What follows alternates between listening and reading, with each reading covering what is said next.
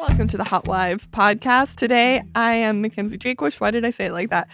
Today, I have on a podcast with me, though, someone who's actually, like, you're going to be a wife. That's true. You're going to be a hot wife. That's the first one we've had on the podcast. Hold that ring up. Yeah. If everything goes according to plan, I will be a wife. Your husband is from... your future husband is from Queens. He's a Queens boy. So when we reviewed The King of Queens, you were obviously like first pick. Yeah. This is your life. Yeah. He's also Kevin James, just so everyone knows. He actually is might as well Kevin say that. James. Yeah. You're going to be Hunter James. I'm Hunter James, yeah.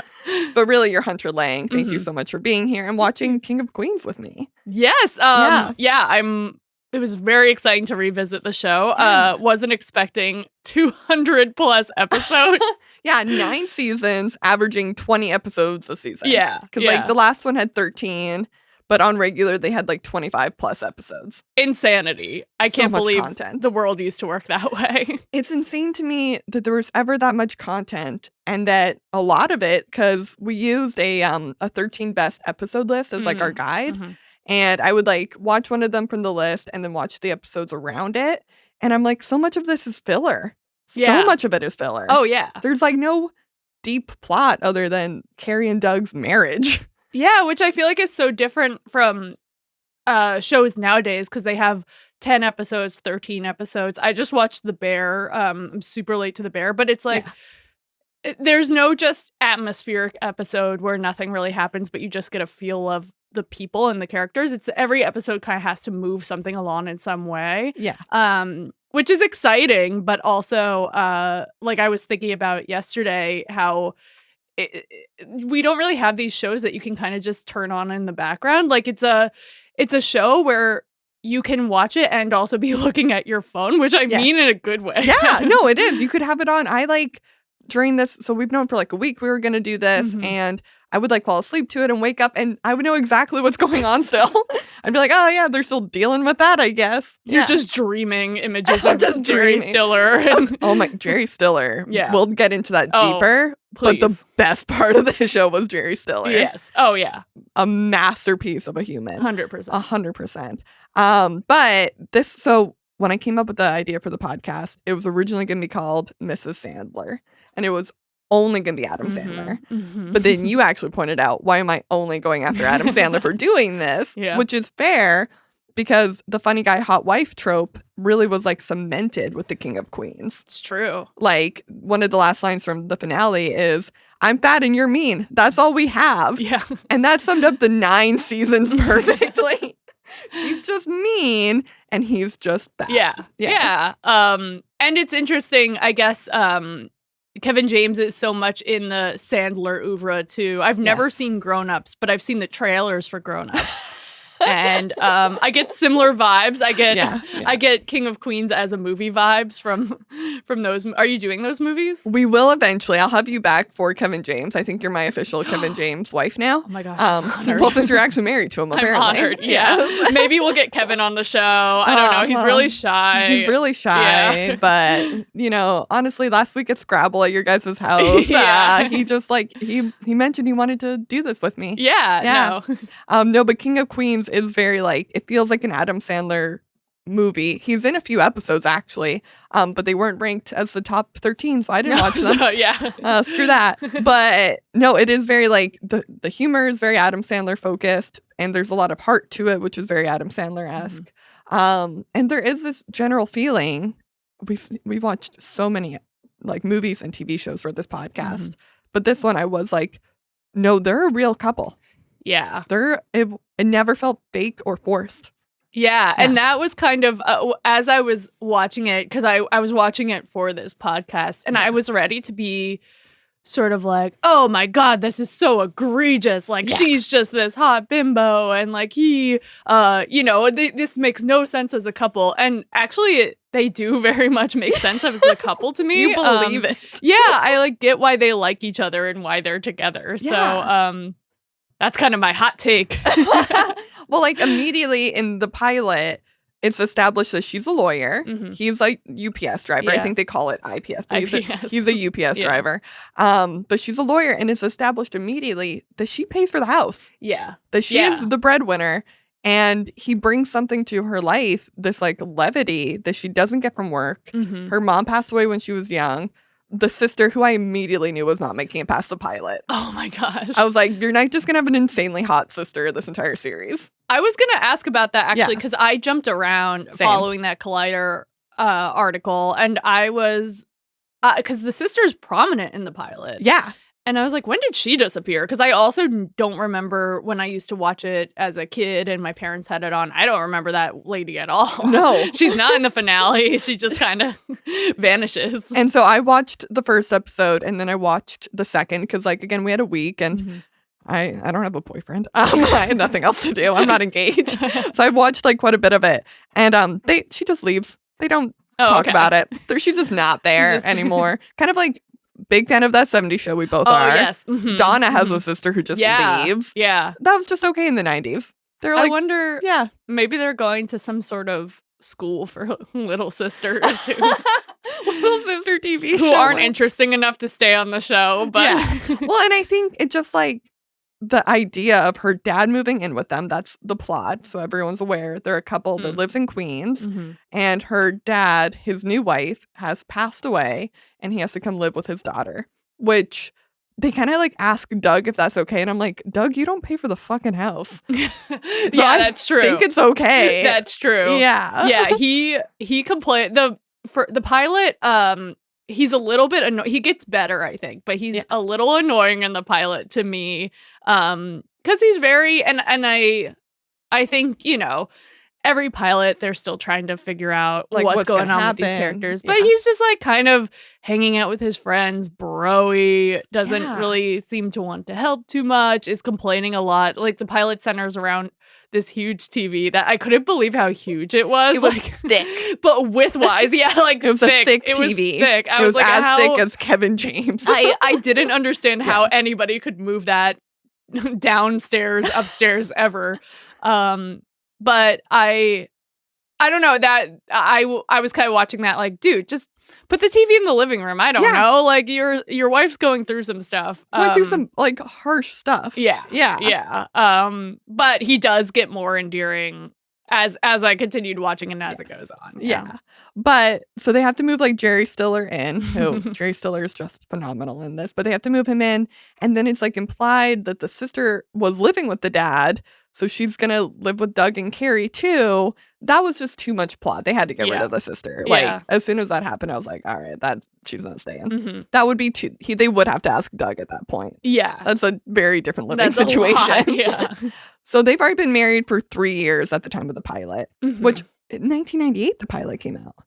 Wow. That's, I like, honestly, it blows my mind when shows came out in the 90s. In the 90s. I'm like, this came out in 2001. But yeah, it came out in 1998. They've been married for 3 years. So out of that newlywed phase, and you can kind of tell because they don't really acknowledge, in the pilot at least, that she's a lot better looking than him. Yeah. They don't talk about it. No, not at all. It seems completely normal that they're married. Yeah. And I think the show does a good job of having this sort of lived in quality to their relationship. Like they have their inside jokes. They have sort of their already in the pilot kind of a rat-a-tat that makes it feel like they've known each other and been together for a while. What was that? A rat-a-tat? A rat-a-tat. Do you have that with your fiance? I think so. I think like, I don't know. No one should ever put me and my fiance on TV. I just like the idea of a rat-a-tat. Yeah. I like that. I haven't heard that in years. And I was like, you're right, they do. So Leah Remini, who plays Carrie, was big into Scientology. I think, as we all know. I'm not breaking any ground with that. Although it's funny, I think the Scientologists are going to come after this podcast. This is the 4th time I've brought it up. Did you see yesterday? I saw something that David Miscavige is missing. What? Are you serious? Breaking news on the Hot Wives podcast. He's been missing for like 4 months, I think. Or like they... Okay, I skimmed the article. Okay. Well. But he's been... Apparently, they haven't been able to find him for 4 months because there's some sort of lawsuit against him and his attorneys I guess, came out and said, we haven't seen him for months and don't know where he is. Oh my God. Yeah. So but back to my point. Yeah, I'm so sorry. But back to the King of Queens. Leah Remini is a Scientologist, or she was. Yeah. And famously. And she like wrote a book about it. And I read her book because I do like her quite a bit. And she talks about how because Kevin James wasn't, they would like fight on set about it. Oh. But then that would just like bleed into the show because married couples fight. Yeah. Which is why this felt every episode where they would like fight, I'd be like, they're going to work it out. Mom and dad are going to work it out. Wow. Yeah. Interesting. I didn't know Scientology because we also, you and I were recently talking about that 70s show. Yes, and on it was your a similar thing. Newsletter, Topher Tracking. My newsletter, Topher Tracking. Yes. Which also is a 90s era sitcom. And a lot of the, Danny Masterson is a Scientologist, and apparently a lot of the cast was sort of like experimenting with Scientology, and it kind of did create a rift, allegedly. Rumor has it. It's interesting how Scientology, I don't know, my idea of it now in 2023 is so different than I think it was in the 90s, where it was like a legitimate thing to be like, ooh, what's this? Let's explore. This feels Tom Cruise. Safe. Yeah. David Feels Miscavige and his wife are accounted for at this time. Like we're not missing for 4 months. 4 months is more than just casually missing. Yeah. It's 4 months. It's a long time. That's a season. Yeah. That's a season of TV in the 90s. I meant like weather-wise. I was like, that's 22 episodes. 22 episodes he's been gone for. Yeah. But Leah Remini talks in the book about Scientology too. I get why they experimented, because apparently she like wasn't doing well in auditions. She wasn't getting parts, and they paid an acting coach for the King of Queens, and then she like mysteriously booked it. But her first 10 paychecks had to go to Scientology. Oh my God. Which is insane, because that King of Queens money would have been. That is, yeah. Yeah. That's pretty sketchy. I've heard the same with John Travolta. Yeah. And like how he kind of, just him kind of blowing up aligned with when he joined Scientology. And it's sort of the thing that hooks you, I think. Because you're like, oh, this, you know, this belief system is getting me parts. It's getting me what I've always wanted. We can stop talking about Scientology. Yeah. No, finish your thought. And just because like the Scientologists are gonna come. This is. I'm not kidding you. I've brought it up before. Here's my opinion on Scientology, and then we can get off the topic. I also haven't seen Leah Remini's docuseries, but I've heard it's very good, and I wanted to see it. Scientology, to me, the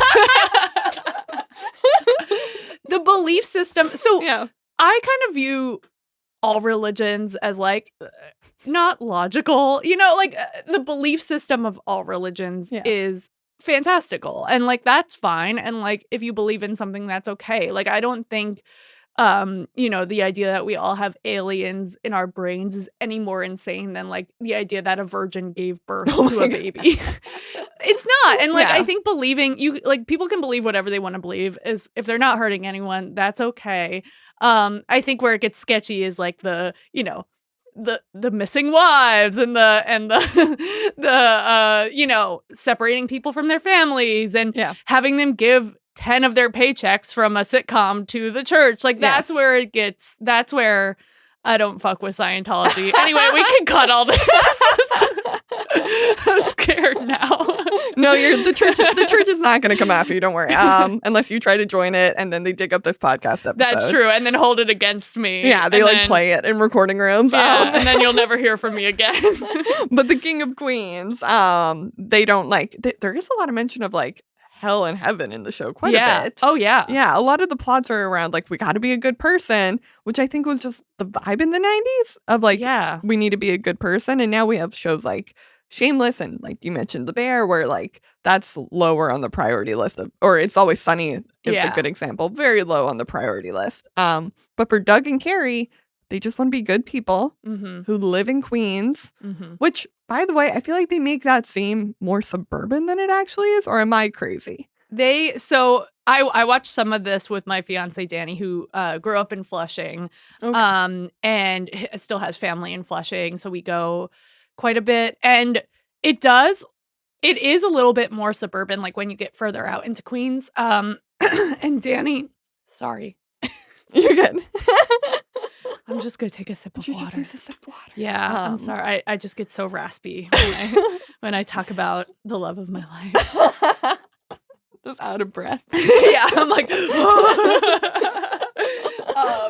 But as we were watching it, they have the establishing shots of the house and everything. And Danny was like, "This is Queens. Like, this looks so great. Even their little kitchen, is so like those houses in Flushing."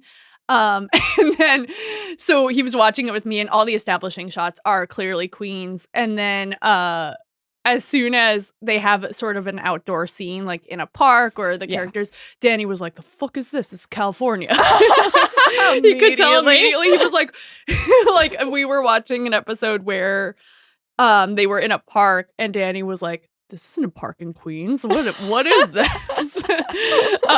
So the facade kind of lets up there. But it did, I think in a lot of ways, it does kind of reflect the area of Queens that he's from. Also, shout out to Lemon Ice King of Corona. I don't know if you've been to that place. It's in the opening title. At the end, then he like drops it, or yeah. He drops it, and they turn back around, which is weirdly a thing I remember. I remembered one the of the intro. things I remember. And the song, and the song. But check out Lemon Ice King of Corona. Yeah. Maybe our next Kevin James episode, we can film it there. Taking the podcast live. Oh my God, the ambient noise. All right, and now the most important character. This podcast is to focus on the wives, but more importantly, Jerry Stiller. Yeah, fucking kills in this show. He is the best part. And then I don't know if you know this, the finale episode, Jerry Stiller gets married. That's his real wife. Yeah, that's Mrs. Stiller. Yeah. I was looking at so many old photos of them as because I didn't realize, I looked her up. I didn't realize that they were a comedy duo. Yeah, a little Fred and Ginger moment. Incredible. So cute. Just like you and Kevin James. Yeah, me and Kevin James. Yeah. Comedy duo. But the series is like 9 seasons, and the biggest like plot points are like season 1, they're like, the dad's living with us. And then season 4, they're trying to have a kid, but Carrie only has one working ovary. That's a quote from the show. Yeah. One working ovary. That was a big thing in the 90s. That was a huge storyline. Because it made me think of Sex and the City, too. Even them adopting a child from China at the end. I was like, this is like Sex and the City. This is Charlotte and Monica and Chandler. Yeah, and that was just a very early 2000s thing. We discovered women's ovaries. Finally. Finally, the King of Queens talked about it. Yeah, medical breakthrough on the King of Queens. But so like that's season 4. They're trying to have a kid and they can't. And their doctor is Jane Lynch. Did you watch? That's insane. Why is it Jane Lynch? And then like they stop trying because they're like, this is really stressful, so we're gonna stop trying. Season 6 and 5, she like lost her job and she has to get it back. For a while, you can tell Leah Remini is actually pregnant in real life. Yeah. So they like hide her behind things, or she like shouts from another room. It's one of my favorite things about watching old shows on Netflix, just like the ways that they hide pregnancies. I'm obsessed with that. I like the way they suddenly start dressing the characters. And I now sometimes, like, I have outfits in my closet that I wear, and I'm like, it's like I'm pregnant in the 90s. Yeah. And they're trying to hide it. Like, it's so funny because her character is like wears a lot of these like tight fitting tops, and like it's like all of a sudden her style completely changes for some reason. Yeah. No, and then you can kind of tell, especially because the show really does focus on her body. The second episode is called Fat City, and it's him trying to tell her that she's gained weight. Oh boy. Which is insanity. Oh no. And then insane plotline. And then she tries to like put on her wedding dress and it doesn't fit. And I'm like, I don't understand the show. But a lot of it's focused on her body. And you can suddenly tell when she had the kid and couldn't fully lose all the weight. And they like kept dressing her the way they used to. The fashion in this show for her, that would have been so freaking hard. Yeah. To like go to work and they're like, well, you had the kid 6 weeks ago. Why aren't you fitting in this tube top anymore? Yeah. The way, I guess the standard, how it used to be, and like, I guess kind of how it still is. I don't want to act like, oh, we're all good now in 2023 with standards for women, but yeah, it's depressing. It was depressing. And then so Hunter and I were trying to think before the podcast started, how dare I talk to you before the recording, that there's like iconic moments from Sex and the City. There's iconic moments from Friends.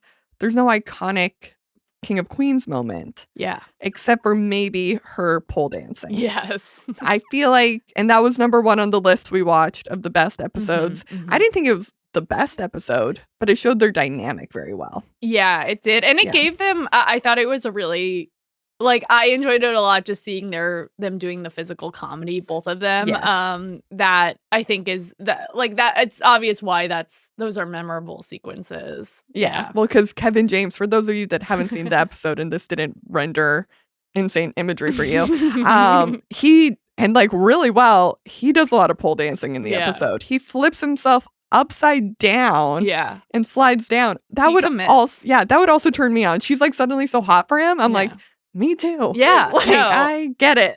No, and there's something I think this is, times change, but I think just something about seeing a larger person move so gracefully, because we think also, we just have these associations, like people like dancers are typically very thin, and so like there's that surprise element that just like I think will always be funny in comedy. Well, especially him, because he's like, I'm Kevin James, right? Yeah, and he also, his character is so working class in Queens, wears like shorts every day, which is his favorite part of his job. I get to wear shorts every day, is what he says in the show, and I'm like, I would fucking kill myself if I had to wear shorts every day. That actually sounds like hell. But you know what? Kevin James and I are just different people, I guess. Do you remember a few years ago? I can't remember if it was UPS or the USPS. One of like a branch of mail service. They rolled out new uniforms, and the shorts were like, they were just like sexy shorts. You know what, Hunter? I don't remember that. Yeah. Oh, I do. I liked how you're like, there's a difference between UPS and USPS. I thought those were the same thing. You're like, they're different, and one has sexy shorts. Yeah, okay? one of them does. I can't remember which one. But one of them certainly does. Go home, order some packages. Yeah. And then report back. And then just, Yeah. Let me know which one it is. Sit by the window and wait. Yeah. But so the series basically is married couple who love each other, but in a very rat-a-tat way. And they live in Queens. And then you get to the finale, and obviously, because this is how writing works, you're like, they either need to leave Queens or they can't be married anymore. There needs to be that conflict. But the one part I didn't like about the finale, he says to her, he's like, even when we were at our best, I always felt like you wanted to be in Manhattan. I don't think none of the episodes I saw, she mentioned it. Did you see one where she did? I did not. No. It seemed very random that she suddenly was very into Manhattan. Yeah. She was quite into Queens for the rest of the series. Yeah, she seemed comfortable, and it like I believe it's probably where she grew up. Like, yeah, I didn't get that sense at all. Because the dad lived in Queens. They did a whole episode where the dad lived in Queens growing up. So she probably also grew up in Queens. Yeah. It wasn't him forcing her to be there.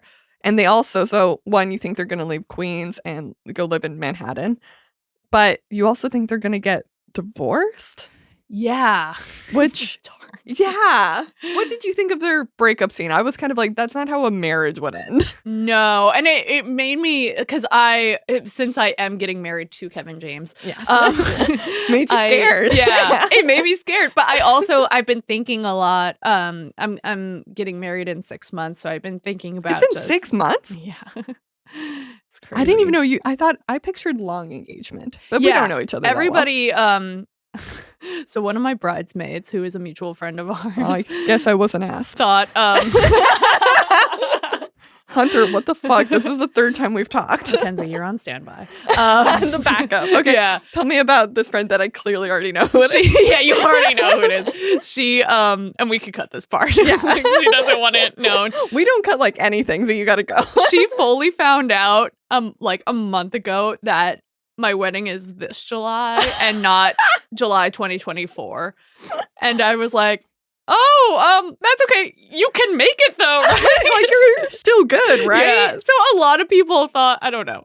No, that's really funny because she's going to be on the podcast. Yeah. And she thought it was next week instead of tomorrow. But like bigger stakes for you that she thought your wedding. We adore this person. Yes, and yes. hopefully I'm going to bring this up to her. Okay, good. Yeah. Confront her. Yes, yeah. Tell her I'm really mad about it. And tell her she ruined the wedding. Hunter had like a fit. Yeah. Yeah. I won't bring it up on the pod though because it'd be fun for people to watch and guess who it is. That's true. Yeah. Like guess which one it is. Yeah. Because also a lot of these movies that I've been watching, they're all based around weddings. Yeah. Like even King of Queens, it ends with a wedding. Yeah. It ends with Jerry Stiller's wedding. It's true. Which honestly, and I brought this up, all the episodes are going to be in different orders. I think this is the second one will air. But I just filmed Wedding Crashers. Mm-hmm. Who was that movie for? Because it's a lot of weddings. So that's not a boy movie. That movie is so confusing because I've seen it twice. I watched it a few years ago because I was like, oh, this is classic comedy. Let me see it. I watched it. Didn't really get it or like it. And then I rewatched it last year on a plane because I was like, all right. Gotta get, like, people love You're this freaking movie. Let me give it a second chance. I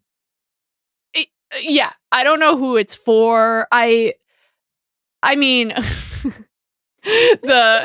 we don't have to get into Wedding Crashers. I was gonna say, I just talked about it. You just had a whole thing on Wedding Crashers, and I'm sure you touched on everything.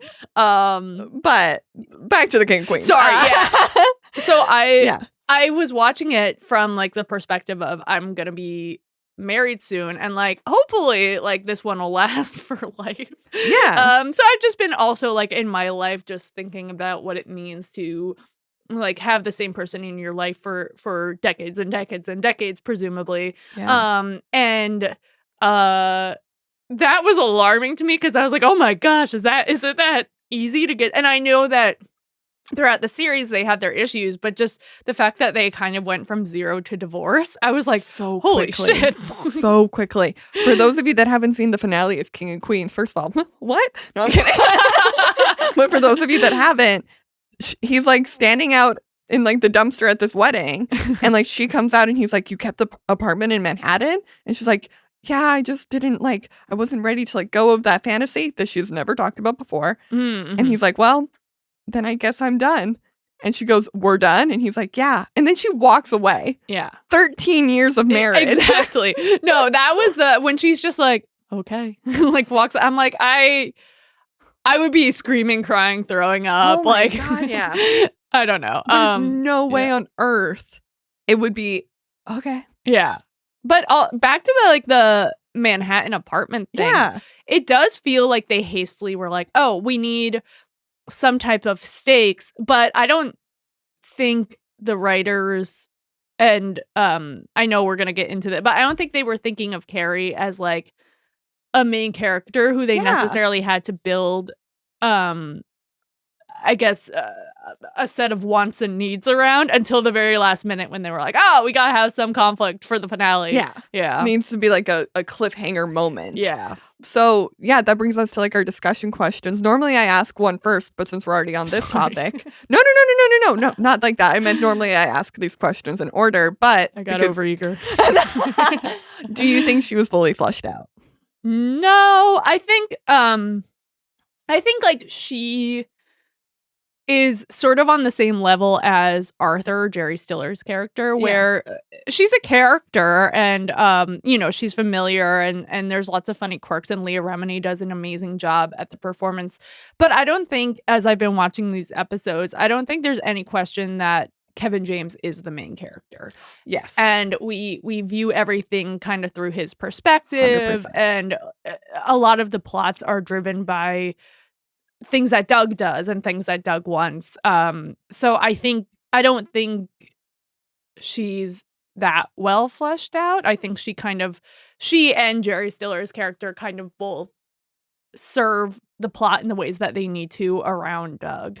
Yes, absolutely. I do have to say, though, the pilot episode and even to like season 3, there's a lot of her character that is just like Doug's wife, and they do have that back and forth. Mm-hmm. But then there's this episode where it changed for me. First of all, they had amazing cold opens.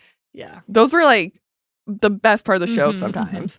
And there's this one where he's like eating a candy bar and he's like, when I was a kid, I stole a candy bar once. And she's like, really? You like stole it? He's like, yeah, I guess I was a bad boy. And she's like, one time me and my friends like mugged our English teacher. Like we got ski masks and we like pretended we had a gun. And she like goes off on this huge rant of how they like pushed the car in the lake. Mm-hmm. And she's like, kid stuff, right?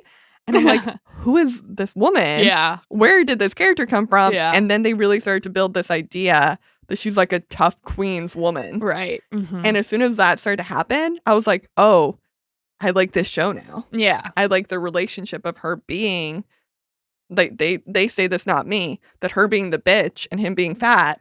Right. That is like, she's not perfect. Mm-hmm. She is deeply flawed. Mm-hmm. Mm-hmm. And I've watched a lot of these films now and TV shows. Seeing one of these women be flawed is like big. Yeah, no. It's a big deal. Yeah. Yeah. That's true. And not just an empty vessel. Not just like a hot brunette. Yeah. Yeah. And like I keep going back to her performance, but she is so funny. And like I think also like, yes, she's hot, and that's probably a lot of the reason why she got the part. But also She got the part because of Scientology, remember? Oh, right, yeah. But I think I think the show would be totally different without her. Like I think she does make the show in the same way Kevin James does. But from the writer's perspective, it feels like Doug is number one. Like you could tell Doug is number one on the call sheet all season. For sure. It's also called the King of Queens. That's true. Yeah. That's true. I didn't get that also when I was a kid, and because it was always we were talking about how it was always playing in the background when we were growing up. I guess I intellectually knew Queens was a place. Yeah. But I don't know what I thought it was. You think he was the king of her? Is that what you thought? The king of Queens? I don't know. I regret opening up this because I don't because I actually don't know what I thought. Yeah. I think like I remember. I feel like I remember a moment when I was like, oh, Queens. I get it. You know what? I actually fully remember that too. And I actually thought this show, and no one ever told me differently because why would they? Mm-hmm. I thought this was the live action version of the King of the Hill.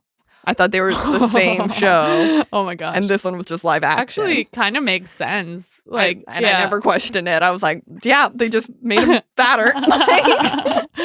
That's amazing. They also like change around quite a bit his like friends and the dynamic of their lives, which normally in a TV show I find that startling. But this time I'm like, no, you're just, when you get older and you live near your family, like his cousin becomes a part of it. Yeah. Who I think that is actually Kevin James's cousin. Oh, right. They do look very similar. Look very similar.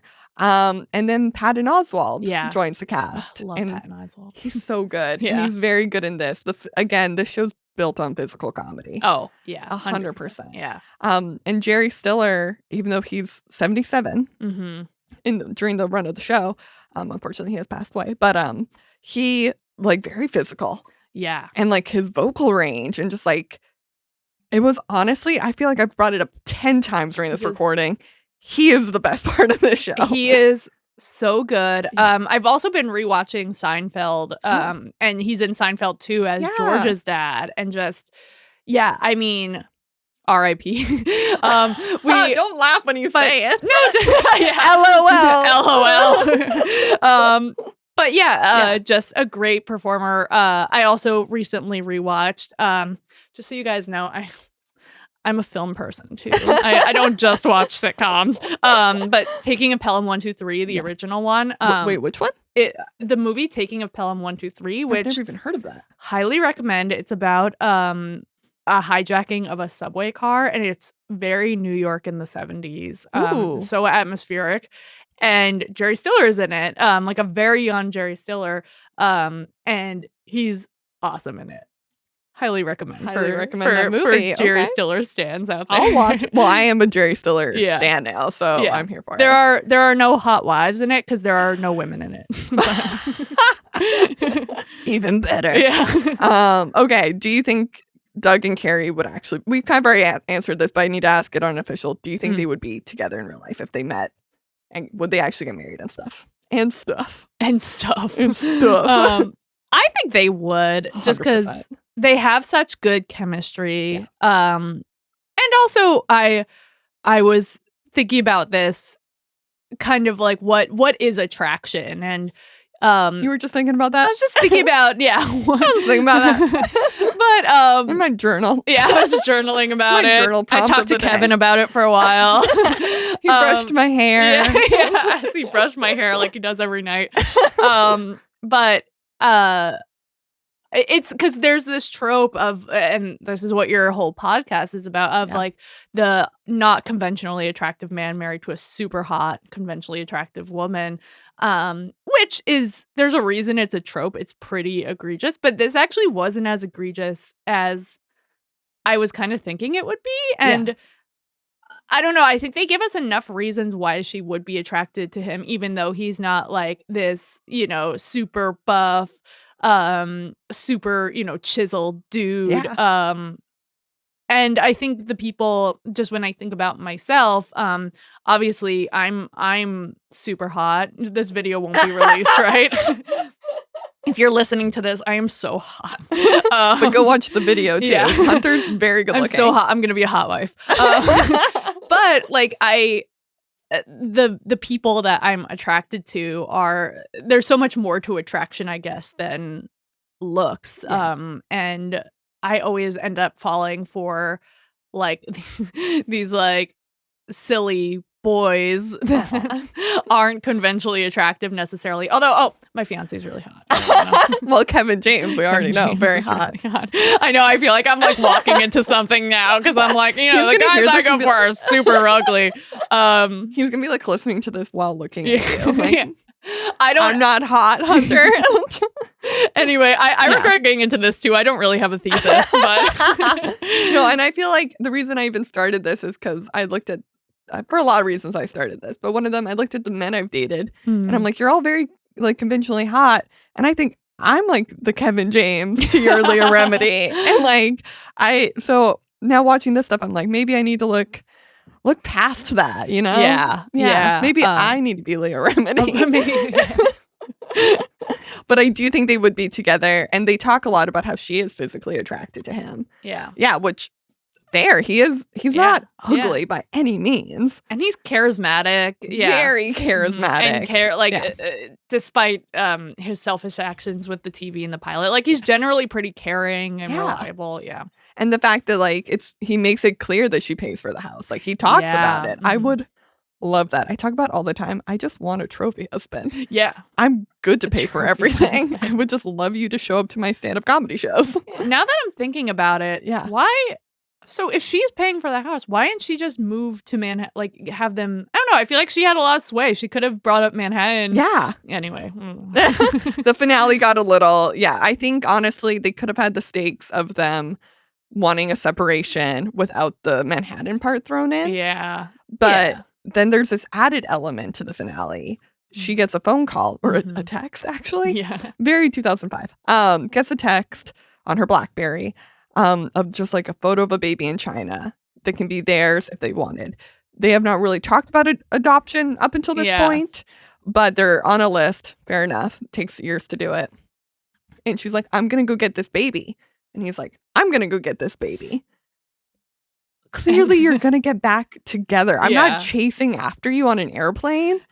And also, how did they board without seeing each other? Because suddenly they're just beside each other on the airplane. That was pretty bonkers. Yeah.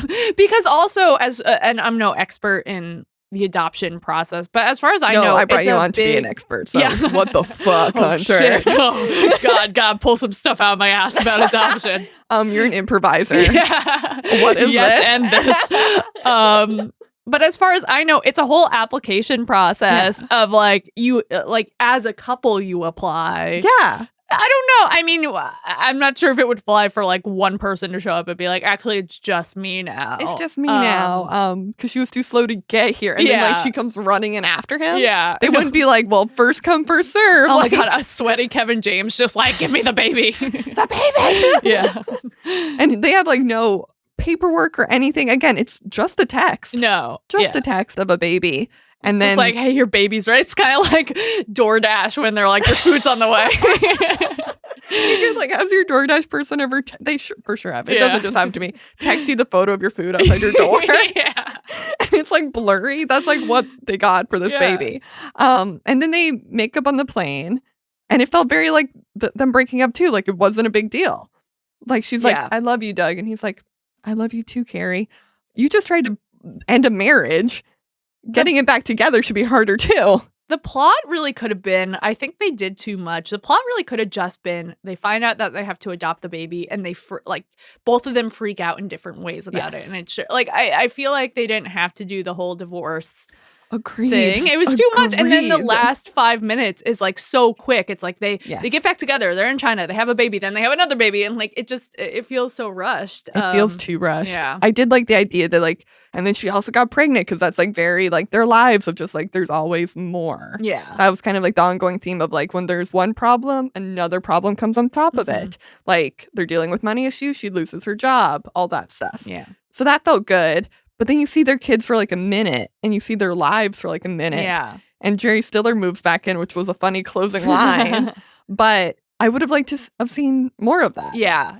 I wanted to live in it just a slightly longer. Yeah. And also just, I don't know, I just want to see more. I would have been happy just getting rid of the other stuff and spending so much time. Because having a baby is such a big thing. And I felt so casual. And they felt way too casual about just having this baby now. And so they didn't do this for us, but we're going to do it. Okay. Cut 20 years into the future. Oh, ooh. Because it's been about 20 years since it ended. Now, some people might be listening and going, Kevin can wait was kind of like the King of Queens sequel. I forgot about that. But we're gonna talk about that another day. That's like a huge thing on this. I'm gonna talk about it another day. But cut 20 years into the future. Where are Carrie and Doug? Tell me, Hunter. Oh, this turned into me like a therapy. Look at how we're sitting. Like, yeah, I know. Hunter's cross-legged, and I'm like, yeah. Tell me more. I mean, I'm just thinking about my fiance's aunt and uncle who live in Flushing still. He actually was a postal worker. Oh my God, this is nonfiction. This is nonfiction. What a TV romance. Yeah, and they're a wonderful couple. They live in Queens and they have 2 adult kids who also live in Queens. I don't know, this is a boring take. Like I'm like, they're happy. I think, I don't know. I wonder if they ever got to live in Manhattan. I wonder if like after they had kids, if that was even a priority anymore for Carrie. I like to think that Doug has like a real nice pension now and is just kind of like feet up, hanging out, going on vacation with Adam Sandler. Yes. I like to think that he's kind of like retired or semi-retired at this point. And I suppose their 2 daughters would be in college or like college age. Do they say the other one's a girl? Is that said? Oh, I assume I don't know why I assume the other one was a girl. Because I think it's cuter if it's a girl. But I don't think they say it. Oh. But I also was picturing a girl. I guess that was just my own headcanon that I was like, they had 2 daughters. Well, you see her holding a baby. Yeah. But the gender I don't think is revealed. Okay. But hey. Maybe we're writing it now. Yeah, they're we're girls. writing it now. They're daughters. They're daughters. This is my fan fiction. Yeah. I like it better that they're daughters. Yeah. Because he feels like a girl's dad. He does feel like a girl's dad. Also, like, how funny would it be for Doug to like meet the boyfriends that come home and like prom and weddings. There's a lot. Yeah. There's definitely a wedding. Jerry Stiller, I hope in this universe, is still alive. Arthur's still alive. And he's got a lot of pep in his step and he's flirting with ladies. That's the other thing. In the pilot, they're just like hookers. And I don't know, have we gotten more like Victorian? Like they mentioned like hookers. They mentioned hookers. Religion. Yes. That I was so taken aback by that. And like never mentioned again. Arthur is not constantly with hookers. Yeah. It's just like this one scene and then they say it and then it's like dropped. There's like no follow-up. It was very strange. Does he have does he have like low-grade chlamydia or something? I don't know. I want more on the hookers, but I don't know if America wanted more. I don't think America was ready for more. America wasn't ready. They weren't ready to see Jerry Stiller like that. Mm-hmm. It is interesting though. The Hot Wives podcast, I like had to pick movies and stuff. And while we're on the subject of Jerry Stiller, I'm like, Ben Stiller. I've been like trying to do his movies, but the problem is, similar to Jerry Stiller, I find Ben Stiller very attractive. Yeah. Yeah. I think he's cuter than Kevin James. Sorry, Kevin. Sorry, Kevin. Ben Stiller's actually my boyfriend. No, I'm kidding. But I was thinking, and I wrote this down, and then I'm like, you better fact check that, Mackenzie, because I was going to be like, if we were to reboot it, Ben Stiller could play Jerry Stiller. They're the same age. No. I Googled it like 20 years off still before we can make that reboot. But in 20 years, we'll be ready to make that reboot. Things are looking promising for Ben Stiller's career. Yeah. Based off of me saying like that. Everything else has kind of been a flop. Zoolander. That's how they released it in Germany. Zoolander. But so you think they're still together, they're happy. I think she never stopped working. You're right, he retired, but I think she kept working. And I think if they were to like do a reboot of like with the original cast, I think they would probably, I don't know if they could do the breakup thing again. I'd be so fucking bored. I'd be really annoyed by that. Yeah. No, I like to think that they just settled into their lives. One cute thing about give me one cute thing. If you say two things, fuck off. Just one. I'll save the next one for my next Kevin James episode. My fiance's aunt and uncle, they're the type of couple, and this is why the kitchen their kitchen is very similar to the kitchen in the show. And if you go over and visit them, they always will be like, sit down at the kitchen table, have a cup of coffee. They have an Entenmann's cake at the ready for when a guest comes over, just in case. Oh my God. So I like to think that's Doug and Carrie, just like an Entenmann's cake, just like sitting there just in case they have guests. I love that. Mm-hmm. And that's the type of host I want to be. Yeah. But I am currently not. I'm like, I have some Tostito chips and no dip. Yeah. I'm like, I have a bag of Cheez-Its that's mostly crumbs. Enjoy. Just like tip it over your head. Yeah. Don't get any on the carpet, okay? I just vacuumed. I just vacuumed for the first time in 2 years. Don't fuck this up. Don't fuck this up. That's how you treat your guests. Yeah. Would you date Doug? Not Kevin James, would you? Because already you're marrying him. Yeah, right. Would you date Doug if you met him at a party? Ooh, good question. Or anywhere. Yeah. At what was it? The Queen's ice cream shop? You met him there? At Ice King of Corona. Hey, if he's buying. Probably not, just because I also, like, I don't find him that attractive. No, and that's we're talking about attraction. I don't find him that attractive. And also, like, his character is very, like, sports. Yeah. Boy stuff, which is not really my vibe. It's not? Yeah. Who's to say, though? Maybe he would sweep me off my feet, but I just probably no. All right, that's fair. I think... Hold on. I know this is dead air. But I'm legitimately trying to think if I would. Because sometimes I'm like, I always say yes to the answer. But I honestly don't think so for similar reasons of, no, I find him very attractive. That's not the reason. Because that was the thing. I don't think I would be able to do the sport thing. Like, she does it with him. Yeah. I can't. He's too much of like a 90s husband. Is like, I'm the husband. I drink beer. I watch sports. I have a big TV. Yeah. These are my interests. And I don't know. Very two-dimensional, Doug. Very. Doug, have broader taste. Yeah, broaden your horizons. Yeah, Doug, try shuffleboard. Did you watch the shuffleboard episode? No, I didn't. Well, she didn't do her homework, guys. There's a shuffleboard episode where he can't play shuffleboard. Oh, that sounds Jerry pretty Stiller, good. like, has to teach him. I actually have another pitch for 20 years down the line. Yeah, give it to me. I think they would sign Doug up for Queer Eye. And I think he'd get a little makeover. But like with the current, like Jonathan Baness. Yeah. Also, Kevin James looks good still. Like, Yeah. he hasn't aged in the way normal people age because he has money. Yeah. So, I mean, he still looks pretty good. He still looks good. So does she. And they kind of already did do the sequel, right, with Kevin Can Wait. But no, honestly, he is like, we said it at the beginning, he is a classic trope in this. He's done this a lot. But by far, I think Leah Remini is his most flushed out hot wife. For sure. Yeah. I can't even tell you the name of his wife in Grown Ups. You'll have to learn it when you do that episode. Okay. But, yeah, I'll have to learn it. I'll learn it back and forth. You'll have to learn everything about her. Yeah. But she's just like a skinny blonde with big boobs in that movie. Okay. Whereas like Leah Remini, I feel like he actually likes being around her. Yeah. Which I know sounds weird because they fight a lot in it too. And she talks in their book about how they fight. But that just feels like a real relationship. And it's the rat-a-tat. It's the rat-a-tat. And something that always, without a doubt, comes up in these podcast episodes is how do we choose the person we're with? How do you make that decision? Yeah. Because this is a deep podcast. Everything I say here is so deep. But there's this moment in the finale where he's like, we're good, we're bad, we love each other, we don't. But when the smoke clears, it's just two people looking at each other. And you have to make the choice to go forward. Yeah.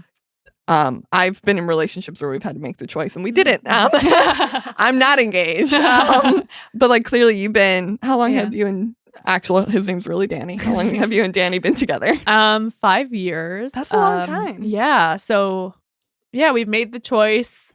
And I as I kind of think about marriage and like the rest of our lives, because the rest of our lives is such a long time. Yeah, it's so much decades. longer than 5 years. I like anticipate that we probably will have to make the choice, like, because we're both gonna change, and like, so that resonated with me a lot too.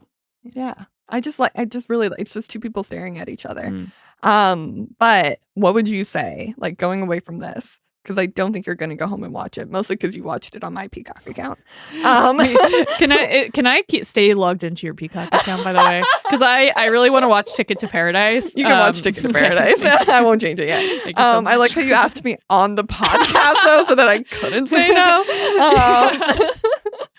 I'll report back. When you have me back on the podcast, I'll tell you how I like Ticket to Paradise. We're not going to talk about Ticket to Paradise on this movie because it's George Clooney and Julia. They're both incredibly. Yeah, they're both too good. The best, literally the best looking people on earth are together in that movie. Yeah. We're not discussing that on this podcast, okay? Hunter? All right. You don't get to use that excuse. You need to start a whole new podcast. Yeah, I'm going to start have my own Ticket to Paradise podcast.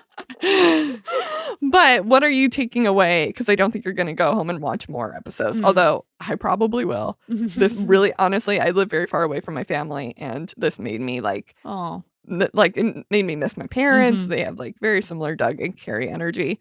And I was like, oh, like having it on in the background was nice. But when you walk away 10 years down the line and someone brings up King of Queens, what will be the moment that stays in your head? Oh, the pole dancing, which I stole yours. Just so memorable. And probably just the imagery of that kitchen and Jerry Stiller sitting there eating cereal or whatever.